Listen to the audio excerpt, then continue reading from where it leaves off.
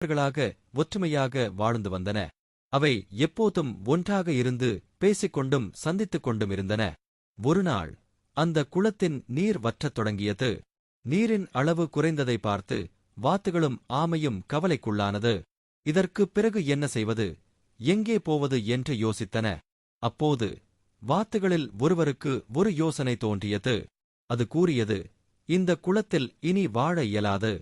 பக்கத்து ஊரில் ஒரு நல்ல குளம் உள்ளது. நாம் அங்கே செல்லலாம்டோட். மற்ற வாத்தும் இதற்கு உடன்பட்டது.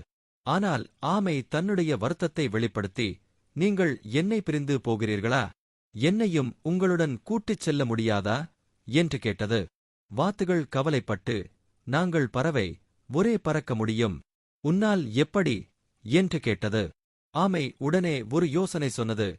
ஒரு கம்பை எடுத்து வருங்கள். இருவரும் அதன் முனைகளை பிடியுங்கள். நான்